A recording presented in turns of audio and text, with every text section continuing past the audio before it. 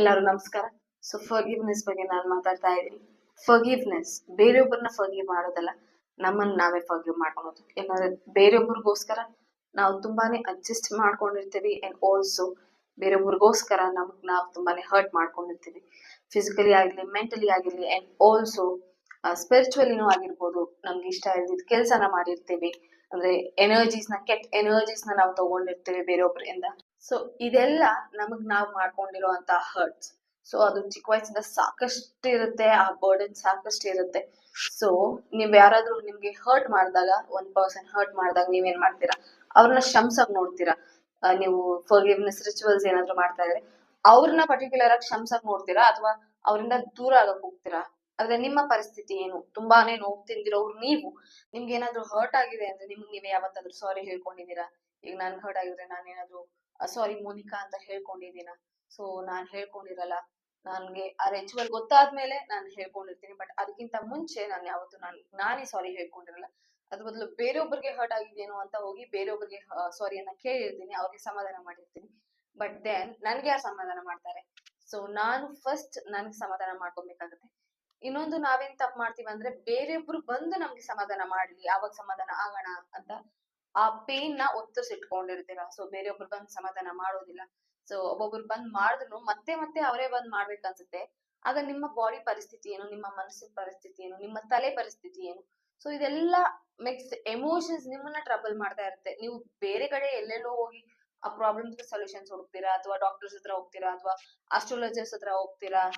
ಏನಾಗಿದೆ ನನ್ಗೆ ಗೊತ್ತಾಗ್ತಿಲ್ಲ ಅಂತ ಬೇರೆಯೊಬ್ರ ಹತ್ರ ಹೋಗಿ ಕೇಳ್ತೀರಾ. ಅದ್ರ ಬದಲು ನಿಮ್ಮ ಹತ್ರನೇ ಇದೆ, ನಿಮಗ್ ಆಗ್ತಿರೋದು ನೋವು. ಸೊ ನೀವೇ ನಿಮ್ಮನ್ನ ಶಮಿಸಿ ಅದರಿಂದ ಎಲ್ಲ ಆಚೆ ಬಂದು ನಿಮ್ಗೆ ನೀವ್ ಯಾವ ಒಂದೊಂದು ಪಾಯಿಂಟ್ ನೀವು ತೆಗೆದು ಅದಕ್ಕೆ ಸಾರಿ ಹೇಳ್ಬೇಕಾಗುತ್ತೆ. ನಿಮ್ಮ ಬಾಡಿಗೆ, ನಿಮ್ಮ ಮನ್ಸಿಗೆ, ನಿಮ್ಮ ಥಾಟ್ಸ್ಗೆ ಸಾರಿ ಹೇಳ್ಬೇಕಾಗುತ್ತೆ. ಆಗ ಆ ಕರ್ಮ ನಿಮ್ಮನ್ನ ಬಿಟ್ಟು ಹೋಗುತ್ತೆ.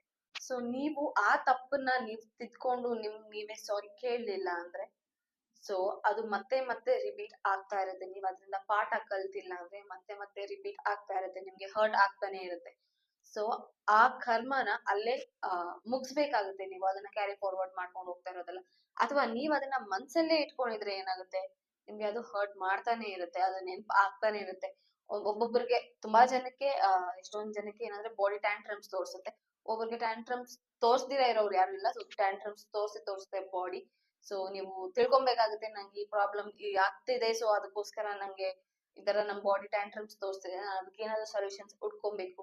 ಬೇರೊಬ್ರ ಹತ್ರ ಹೋಗಿ ಹುಡ್ಕೋಕಾದ್ರೆ ಹುಡ್ಬೋದು, ಬಟ್ ದೆನ್ ನಿಮ್ಮೊಳಗೆ ಆಗ್ತಿರೋ ಚೇಂಜಸ್ ನ ನೀವೇ ಹುಡ್ಕೊಬೇಕಾಗುತ್ತೆ. ನೀವೇ ಪಾಯಿಂಟ್ ಬೈ ಪಾಯಿಂಟ್ ಚಿಕ್ ಚಿಕ್ ಎಮೋಷನ್ಸ್ ನೀವು ಆಲೋಚನೆ ಮಾಡಿ ಅದನ್ನ ಆಚೆ ತೆಗ್ದು ಸಾರಿ ಕೇಳ್ಬೇಕಾಗುತ್ತೆ ನಿಮಗ್ ನೀವೇ. ಸೊ ನಿಮ್ಗೆ ಇದು ಸಿಲಿ ಅನ್ಸ್ಬೋದು, ಏನ್ ನನಗ್ ನಾನೇ ಏನು ಸಾರಿ ಕೇಳೋದು, ನಾನೇ ಏನ್ ಕ್ಷಮಿಸೋದು, ನಾನ್ ತಾನೇ ಬೇರೆಯೊಬ್ಬರನ್ನ ಕ್ಷಮಿಸ್ಬೇಕು, ನನಗ್ ನಾನೇ ಯಾಕೆ ಕ್ಷಮಿಸ್ಕೊಬೇಕಂತ. ಸೊ ಅಂತವ್ರು ಒಂದ್ಸತಿ ಯಾವ್ದೋ ಒಂದ್ ಸಿಚುವೇಶನ್ ನ ನೆನ್ಸ್ಕೊಂಡು ಅಲ್ಲಿ ನಿಮ್ಗೆ ಹರ್ಟ್ ಆಗಿದ್ರೆ, ಬೇರೆಯೊಬ್ಬರಿಂದಾನೇ ಹರ್ಟ್ ಆಗಿರ್ಬೋದು ಅಥವಾ ನಿಮ್ಮಿಂದಾನೇ ಹರ್ಟ್ ಆಗಿರ್ಬೋದು. ಸೊ ಹರ್ಟ್ ಆಗಿದ್ರೆ ಸಾರಿ ಕೇಳ್ ನೋಡಿ, ನಿಮ್ಮ ಬಾಡಿಗೆ ಈಗ್ಲೇ ಕೇಳ್ ನೋಡಿ. ಆ ಪೇನ್ ಆಚೆ ಹೋಗುತ್ತೆ, ನಿಮ್ಗೆ ಆ ಮೂಮೆಂಟ್ ರಿಲೀಫ್ ಕೊಡುತ್ತೆ. ಸೊ ಈಗ್ಲೇನೆ ನೀವು ಟ್ರೈ ಮಾಡಿ ನೋಡಿ. ಸೊ ನಾನು ಹೇಳ್ತಿರೋದು ಅದು ವರ್ಕ್ ಆಗುತ್ತಾ ವರ್ಕ್ ಆಗಲ್ವಾ ಅಂತ ನಿಮ್ಗೆ ಗೊತ್ತಾಗುತ್ತೆ. ಸೊ ನಾವ್ ಯಾವಾಗ ನಮ್ಮ ಬಾಡಿನ ಸ್ಟ್ರೈನ್ ಮಾಡ್ತೀವಿ ಅಂದ್ರೆ, ನಾವೇನಾದ್ರೂ ಬೇರೆಯೊಬ್ರಿಗೋಸ್ಕರ ಕೆಲಸ ಮಾಡ್ಕೊಡ್ಬೇಕಾದ್ರೆ ನಮ್ ಬಾಡಿಗೆ ಆಗ್ಲಿಲ್ಲ ಅಂದ್ರೂ, ತಲೆ ನೋವ್ತಾ ಇದ್ರು, ಕೈ ಕಾಲು ನೋವ್ತಾ ಇದ್ರು ಪರವಾಗಿಲ್ಲ, ನಿನ್ಗೋಸ್ಕರ ನಾನ್ ಮಾಡ್ಕೊಡ್ತೀನಿ, ನಾನು ಎಕ್ಸ್ಟ್ರಾ ವರ್ಕ್ ಮಾಡ್ತೀನಿ, ಅಥವಾ ಬೇರೆಯೊಬ್ರು ಕೆಲ್ಸದಲ್ಲೇ ಆಗ್ಲಿ ನನ್ ಕೈಲಿ ಕೆಲ್ಸ ಮಾಡಕ್ ಆಗ್ತಿಲ್ಲ ಅಂದ್ರೆ ಅವ್ರಿಗೋಸ್ಕರ ಎಕ್ಸ್ಟ್ರಾ ಕೆಲಸ ಮಾಡ್ಕೊಡೋದು. ಈ ತರ ನಿಮ್ಮ ಬಾಡಿಗೆ ವರ್ಕಿಂಗ್ ಲಿಮಿಟ್ಸ್ ಇರುತ್ತೆ. ಸೊ ಅದನ್ನ ದಾಟಿ ನೀವೇನಾದ್ರೂ ಮಾಡಿದ್ರೆ ನಿಮ್ ಬಾಡಿ ಟ್ಯಾಂಟ್ರಮ್ಸ್ ತೋರಿಸುತ್ತೆ. ಅಂಡ್ ಆಲ್ಸೋ ರಿಲೇಶನ್ಶಿಪ್ಸ್ ಅಲ್ಲಿ ಇದ್ದಾಗ, ಸೊ ಇವಾಗ ಬಾಯ್ ಫ್ರೆಂಡೇ ಆಗಿರ್ಲಿ, ಗರ್ಲ್ ಫ್ರೆಂಡೇ ಆಗಿರ್ಲಿ, ಹಸ್ಬೆಂಡ್ ವೈಫ್, ಯಾವ್ದೇ ರಿಲೇಶನ್ಶಿಪ್ ಆದ್ರೂ ಅದು ನಿಮ್ಗೆ ಟ್ರಬಲ್ ಮಾಡುತ್ತೆ. ಯಾಕಂದ್ರೆ ನಿಮ್ಗೆ ಇಷ್ಟ ಇಲ್ದಿದ್ ಕೆಲ್ಸನ ನೀವ್ ಮಾಡ್ಬೇಕಂತ ಅದು ಫೋರ್ಸ್ ಮಾಡುತ್ತೆ ಬೇರೆ ರಿಲೇಶನ್ಶಿಪ್. ಸೊ ಅದರಿಂದ ನಿಮ್ಗೆ ಹರ್ಟ್ ಆಗುತ್ತೆ. ಯಾಕಂದ್ರೆ ನೀವು ನಿಮ್ಗೋಸ್ಕರ ಜಾಸ್ತಿ ಮಾಡ್ಕೊಂತಿರಲ್ಲ, ಅಥವಾ ನೀವು ಉದಾರ ಆಗ್ಲಿ, ಅಥವಾ ನಿಮ್ಮ ಪರ್ಸನಾಲಿಟಿ ಬಿಲ್ಡ್ ಆಗ್ಲಿ ಅಂತ ನಿಮ್ಗೆ ನೀವು ಸರ್ಪ್ರೈಸ್ ಕೊಟ್ಕೊಂತಾ ಇರಲ್ಲ. ಬೇರೊಬ್ರಿಗೋಸ್ಕರ ಇಷ್ಟೊಂದು ಪ್ಲಾನ್ ಮಾಡ್ತೀರಾ, ಇಷ್ಟೊಂದು ಸರ್ಕಸ್ ಮಾಡ್ತೀರಾ, ಅವ್ರು ಚೆನ್ನಾಗಿರ್ಬೇಕು, ಇವ್ರು ಚೆನ್ನಾಗಿರ್ಬೇಕು ಅಂತ. ಸೊ ನೀವ್ ಅದ್ ತಪ್ಪು ಮಾಡ್ತಾ ಇರ್ತೀರಾ. ನೀವ್ ಚೆನ್ನಾಗಿರೋದನ್ನ ನೀವ್ ನೋಡ್ತಾ ಇರ್ತೀರಾ. ಅದೆಲ್ಲ ಯಾವಾಗ ನೀವ್ ನೋಡ್ತೀರಾ ಅಂದ್ರೆ, ಎಲ್ಲಾರು ನಿಮ್ ಮೋಸ ಮಾಡಿದ್ಮೇಲೆ ಆಗ ನಿಮ್ ನೆನಪಾಗುತ್ತೆ, ನಂದನ್ನ ನಾನ್ ನೋಡ್ಕೊಬೇಕು, ನನ್ ಸಂತೋಷನ್ ನಾನ್ ನೋಡ್ಕೊಬೇಕು ಅಂತ. ಸೊ ಇದೆಲ್ಲ ಕೇಯೋಸ್ ಆದ್ಮೇಲೆ, ಇದೆಲ್ಲ ಕಷ್ಟಗಳೆಲ್ಲ ಹೋದಾದ್ಮೇಲೆ ನಿಮ್ಮ ಬಾಡಿ ಕಂಪ್ಲೀಟ್ ಆಗಿ ಡ್ಯಾಮೇಜ್ ಆದ್ಮೇಲೆ ಆಮೇಲೆ ಅನ್ಕೊಂತೀರಾ ಸೊ ನಾನು ನೋಡ್ಕೊಬೇಕಾಗಿತ್ತು, ನನ್ಗೆ ಯಾಕೆ ಬೇಕಾಗಿತ್ತು, ಈಗ ನನ್ ಕಾಲ್ ನೋವ್ತಾ ಇದೆ, ಸೊಂಟ ನೋವ್ತಾ ಇದೆ, ತಲೆ ನೋವ್ತಾ ಇದೆ, ನನ್ ಕೈಲಿ ಇವಾಗ ಶಕ್ತಿ ಇಲ್ಲ. ಶಕ್ತಿ ಇದ್ದಾಗ ನೀವು ನಿಮ್ಗೇನೋ ಮಾಡ್ಕೊಂಡಿರಲ್ಲ, ಬೇರೆಯೊಬ್ಬರಿಗೆ ಮಾಡ್ಕೊಂಡಿರ್ತೀರ. ಸೊ ವಯಸ್ ಆದಂತೆ ನಿಮ್ಗೆ ಶಕ್ತಿ ಕಮ್ಮಿ ಆಗುತ್ತೆ, ನಿಮ್ಗೆ ಇಂಟ್ರೆಸ್ಟ್ ಹೋಗುತ್ತೆ, ನಿಮ್ ಮೇಲೆ ನೀವ್ ಮಾಡ್ಕೊಳೋದು ಕಮ್ಮಿ ಆಗ್ತಾ ಹೋಗುತ್ತೆ, ನಿಮ್ಗೆ ಏನ್ ಬೇಕೋ ಅದನ್ನ ಮಾಡ್ಕೊಳಕ್ ಆಗ್ತಾ ಇರಲ್ಲ. ಸೊ ನಾನ್ ಹೇಳೋ ಟಿಪ್ಸ್ ನೀವ್ ಈಗ ಮಾಡಿದ್ರೆ ನಿಮ್ಮನ್ನ ನೀವು ಫರ್ಗಿವ್ ಮಾಡ್ಕೊಬಹುದು. ಸೊ ಫಸ್ಟ್ ಮೆಡಿಟೇಷನ್ ಮಾಡಿ. ಸೊ ಮೆಡಿಟೇಷನ್ ಮಾಡಿದಾಗ ಏನಾಗುತ್ತೆ, ನಿಮ್ಗೆ ಆ ನೆನಪುಗಳು ಬರ್ತಾ ಇರುತ್ತೆ, ಕಣ್ ಮುಂದೆ ಬಂದು ಹೋಗ್ತಾ ಇರುತ್ತೆ, ಗೊತ್ತಾಗ್ತಾ ಇರುತ್ತೆ ನಿಮ್ಗೆ ಎಲ್ಲಿ ನಿಮ್ಗೆ ಹರ್ಟ್ ಮಾಡ್ಕೊಂಡಿದೀರಾ ಅಂತ. ಸೊ ಆಗ ಸಾರಿ ಕೇಳಿ ನಾನು ಒಂದ್ಸತಿ ತಪ್ಪು ಮಾಡಲ್ಲ, ನಿನ್ನ ಚೆನ್ನಾಗಿ ನೋಡ್ಕೊಂತೀನಿ, ನಿನ್ನ ಅಂದ್ರೆ ನಿಮ್ಮನ್ನೇ. ಸೊ ನನ್ನನ್ನ ನಾನ್ ಚೆನ್ನಾಗಿ ನೋಡ್ಕೊಂತೀನಿ, ಅಥವಾ ಮುಂದೆ ಬರ್ತಿರೋ ನಿಮ್ಮ ಇಮೇಜ್ ಹೇಳ್ತಾ ಇರ್ಬೇಕಾಗುತ್ತೆ, ನಿನ್ನನ್ನ ನಾನ್ ಚೆನ್ನಾಗಿ ನೋಡ್ಕೊಂತೀನಿ ಅಂತ. ಸೊ ಆಗ ನಿಮ್ಮ ಒಳಗೆ ಬಾಡಿಯಲ್ಲಿರೋ ಪೇನ್ಸ್ ಎಲ್ಲ ಆಚೆ ಬರುತ್ತೆ, ರಿಲ್ಯಾಕ್ಸ್ ಆಗಿರಿ. ಅದು ಮಾಡಕ್ ಆಗ್ಲಿಲ್ಲ, ಮೆಡಿಟೇಷನ್ ಮಾಡಕ್ ಆಗಿಲ್ಲ ಅಂದ್ರೆ, ನಾನು ಹೇಳೋದು ಮೆಡಿಟೇಷನ್ ಮಾಡಿ ಅಂತ, ಬಟ್ ದೆನ್ ಅದ್ ಮಾಡಕ್ ಆಗಿಲ್ಲ ಅಂದ್ರೆ ಮಿರರ್ ಎಕ್ಸರ್ಸೈಸ್. ಸೊ ನೀವು ಕನ್ನಡಿ ಮುಂದೆ ನಿಂತು, ಸಾರಿ ನಾನು ಇಷ್ಟೆಲ್ಲ ಹರ್ಟ್ ಮಾಡಿದ್ದೀನಿ ನಿಂಗೆ, ಇನ್ನೊಂದ್ಸತಿ ನಾನು ಹರ್ಟ್ ಮಾಡಲ್ಲ, ನಿನ್ನ ಪ್ರಯಾರಿಟಿ ಆಗಿ ಇಟ್ಕೊಂತೀನಿ, ನೀನೇ ನನಗೆ ಎಲ್ಲ ಅಂತ ನೀವು ಮಿರರ್ ಮುಂದೆ ಹೇಳ್ಬೇಕಾಗುತ್ತೆ ನಿಮಗ್ ನೀವೇ. ಸೊ ಅಕ್ಕಪಕ್ಕ ಯಾರು ಇರಬಾರ್ದು. ಸೊ ಅಕ್ಕಪಕ್ಕ ಇದ್ದಾಗ ಏನಾಗುತ್ತೆ, ನಿಮ್ ಕಣ್ ಆ ಕಡೆ ಈ ಕಡೆ ಹೋಗುತ್ತೆ.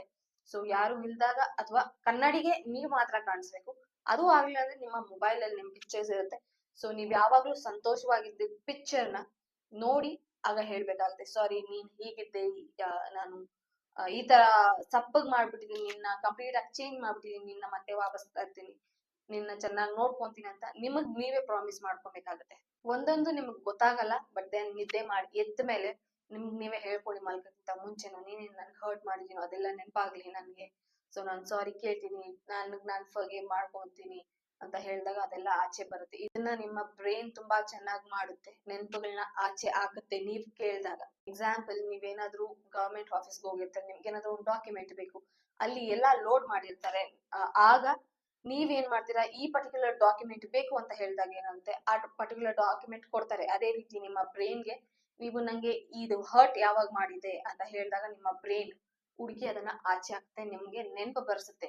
ಇದು ಬ್ರೈನ್ ಪವರ್. ಸೊ ನಿಮ್ಗೆ ಏನೆಲ್ಲ ಹರ್ಟ್ ಆಗಿತ್ತು ಅದನ್ನ ನೆನ್ಪ್ಸು ನನ್ಗೆ ಅಂತ ಹೇಳಿದಾಗ ನಿಮ್ ಬ್ರೈನ್ ಅದನ್ನ ಆಚೆ ಹಾಕುತ್ತೆ. ಸೊ ಟ್ರೈ ಮಾಡಿ ನೋಡಿ.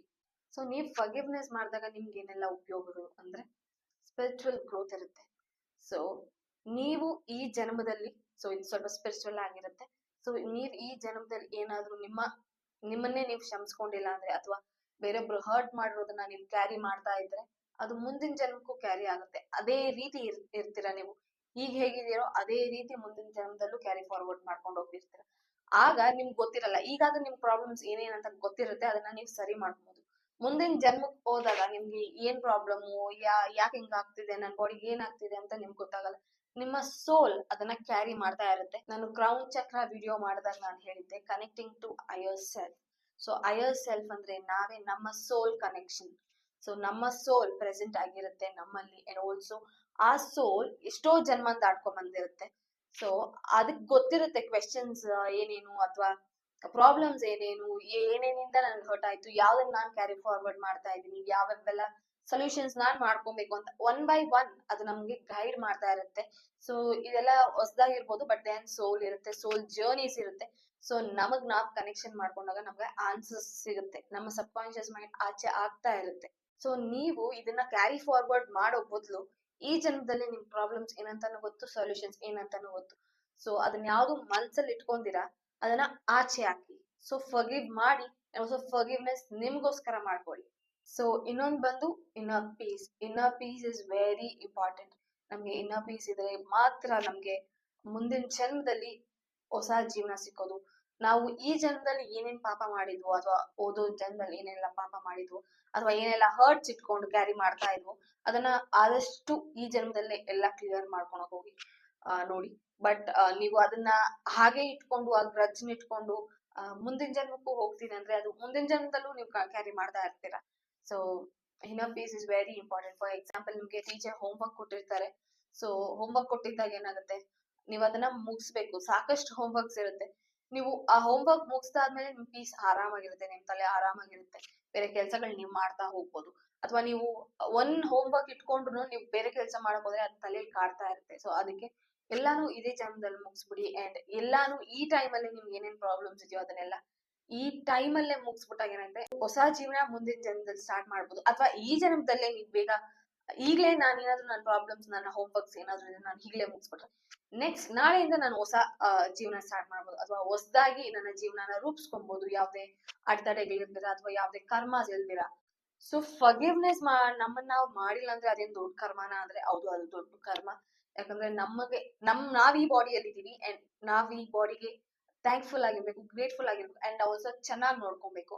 ಅದ್ರ ಬದಲು ನಾವ್ ಅದಕ್ಕೆ ಹರ್ಟ್ ಮಾಡ್ತಾ ಇದ್ರೆ ಅಥವಾ ನಮ್ಮ ಮೈಂಡ್ ಹರ್ಟ್ ಮಾಡ್ತಾ ಇದ್ರೆ ಅದು ಆ ಕರ್ಮ ನಮಗ್ ತಟ್ಟುತ್ತೆ ಅಂಡ್ ಆಲ್ಸೋ ಅದು ಕ್ಯಾರಿ ಫಾರ್ವರ್ಡ್ ಆಗೇ ಆಗುತ್ತೆ.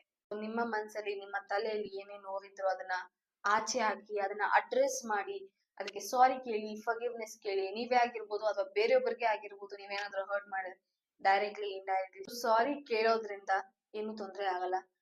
ಸಾರಿ ಕೇಳ್ದಿರ ಅದನ್ನ ಕ್ಯಾರಿ ಫಾರ್ವರ್ಡ್ ಮಾಡಿದ್ರೆ ಅದು ನಮ್ಮನ್ನೇ ಟ್ರಬಲ್ ಮಾಡುತ್ತೆ. ಸೊ ಹೇಗ್ ಟ್ರಬಲ್ ಮಾಡುತ್ತೆ ಅಂದ್ರೆ ಫಿಸಿಕಲಿ ಟ್ರಬಲ್ ಮಾಡುತ್ತೆ, ಮೆಂಟಲಿ ಟ್ರಬಲ್ ಮಾಡುತ್ತೆ, ಸ್ಪಿರಿಚುವಲಿ ಟ್ರಬಲ್ ಮಾಡುತ್ತೆ, ಎಮೋಷನಲಿ ಟ್ರಬಲ್ ಮಾಡುತ್ತೆ. ಸೊ ಫಿಸಿಕಲಿ ಏನಂದ್ರೆ ನಿಮ್ಮ ಬಾಡಿ ಟ್ಯಾಂಟ್ರಮ್ಸ್ ತೋರಿಸ್ತಾ ಇರುತ್ತೆ, ನೋವು ಕಾಣಿಸ್ಕೊಳುತ್ತೆ.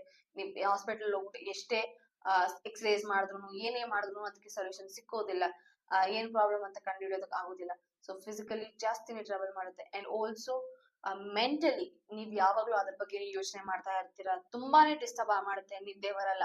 ಆಲ್ಸೋ ಅದು ನಿಮ್ಮ ಬಾಡಿಗೂ ಎಫೆಕ್ಟ್ ಮಾಡ್ಬೋದು. ಸೊ ಸ್ಪಿರಿಚುವಲಿ ಹೇಗೆ ಎಫೆಕ್ಟ್ ಆಗುತ್ತೆ ಅಂದ್ರೆ ನೀವು ನೆಗೆಟಿವ್ ಎನರ್ಜೀಸ್ ನ ಇಟ್ಕೊಂಡಿರ್ತೀರಾ, ನೆಗೆಟಿವ್ ಎನರ್ಜೀಸ್ ನ ಅಟ್ರಾಕ್ಟ್ ಮಾಡ್ತಾ ಇರ್ತೀರಾ ಅಂಡ್ ಆಲ್ಸೋ ನಿಮ್ಗೆ ಪಾಸಿಟಿವ್ ಎನರ್ಜಿ ಸಿಕ್ಕೋದಿಲ್ಲ, ಡಿವೈನ್ ಎನರ್ಜಿ ಸಿಕ್ಕೋದಿಲ್ಲ ಅಂಡ್ ನೀವ್ ಅದನ್ನ ಕ್ಯಾರಿ ಫಾರ್ವರ್ಡ್ ಮಾಡ್ತಾನೆ ಇರ್ತೀರಾ. ಎಲ್ಲಾ ಕಡೆನೂ ನಿಮ್ಮ ಆರಾ ನೆಗೆಟಿವ್ ಆಗಿರುತ್ತೆ ಅಂಡ್ ನೆಗೆಟಿವ್ ಪೀಪಲ್ ನೇ ಅಟ್ರಾಕ್ಟ್ ಮಾಡ್ತೀರಾ. ನೀವು ಚೆನ್ನಾಗಿದ್ರೆ ಏನಾಗುತ್ತೆ, ಚೆನ್ನಾಗಿರೋ ಜನನೇ ಸಿಗ್ತಾರೆ. ನೆಗೆಟಿವ್ ಆಗಿ ಏನಾಗುತ್ತೆ, ಅದೇ ಎನರ್ಜಿ ಅದೇ ವೈಬ್ರೇಷನ್ಸ್ ಇರೋ ಜನ ಸಿಗ್ತಾರೆ ಅಂಡ್ ಆಲ್ಸೋ ನೀವು ಅದನ್ನ ಕ್ಯಾರಿ ಫಾರ್ವರ್ಡ್ ಮಾಡ್ತೀರಾ. ನೀವು ತುಂಬಾನೇ ಡಿಸ್ಟರ್ಬ್ ಆಗಿರ್ತೀರಾ ಸ್ಪಿರಿಚುವಲಿ.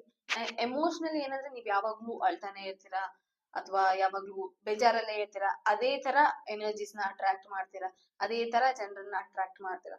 ಸೊ ನಿಮ್ಮ ಎಮೋಷನ್ಸ್ ಯಾವಾಗ್ಲೂ ಲೋ ಆಗೇ ಇರುತ್ತೆ. ಅದು ನಿಮ್ಮ ಎಮೋಷನ್ಸ್ ನ ವೈಬ್ರೇಷನ್ಸ್ ನ ರೇಸ್ ಮಾಡ್ಬೇಕಂದ್ರೆ ನೀವ್ ಇದನ್ನೆಲ್ಲ ಆಚೆ ಬರ್ಬೇಕಾಗುತ್ತೆ. ಸೊ ಒಬ್ಬೊಬ್ಬರಿಗೆ ಬೇಗ ಅರ್ಥ ಆಗುತ್ತೆ ಅಂಡ್ ಒಬ್ಬೊಬ್ಬರಿಗೆ ಬೇಗ ಅರ್ಥ ಆಗಲ್ಲ ಈ ಕಾನ್ಸೆಪ್ಟ್. ಸೊ ಫರ್ಗಿವ್ನೆಸ್ ಮಾಡೋದ್ರಿಂದ ಇದು ಜಾಸ್ತಿ ಸ್ಪಿರಿಚುವಲಿ ನಾನು ಮಾತಾಡಿದೀನಿ ಈ ಕಾನ್ಸೆಪ್ಟ್. ಸೊ ನಿಮ್ಗೆ ಅರ್ಥ ಆಗ್ಲಿಲ್ಲ ಅಂದ್ರೆ ಆ ಪಾಯಿಂಟ್ ನೇ ಪದೇ ಪದೇ ಹೋಗಿ ನೋಡಿ. ಸೊ ನಿಮ್ಗೆ ಅರ್ಥ ಆಗೋವರ್ಗು ಬಿಡ್ಬೇಡಿ. ನಾನು ಏನಾದ್ರು ಈ ತರ ವಿಡಿಯೋ ನೋಡಿದಾಗ ಸೊ ನಾನು ಒಂದೊಂದು ಕನೆಕ್ಟ್ ಆಗ್ಲಿಲ್ಲ ಅಂದ್ರೆ ಸೊ ನಾನು ಅರ್ಥ ಆಗೋವರೆಗೂ ನೋಡ್ತಾ ಇರ್ತೀನಿ. ಸೊ ಅರ್ಥ ಆದ್ಮೇಲೆನೆ ನಾನು ಮೂವ್ ಆನ್ ಆಗೋದು. ಸೊ ಜಾಸ್ತಿ ಸ್ಪಿರಿಚುವಾಲಿಟಿ ಬಗ್ಗೆ ಮಾತಾಡಿದೀನಿ ಅಂಡ್ ಸೋಲ್ ಕನೆಕ್ಷನ್ಸ್ ಬಗ್ಗೆ ಮಾತಾಡಿದೀನಿ, ಹೈಯರ್ ಕನೆಕ್ಷನ್ಸ್ ಬಗ್ಗೆ ಮಾತಾಡಿದೀನಿ ಅಂಡ್ ಆಲ್ಸೋ ಜನ್ಮ ಮುಂದಿನ ಜನ್ಮದ ಬಗ್ಗೆನೂ ಮಾತಾಡಿದೀನಿ.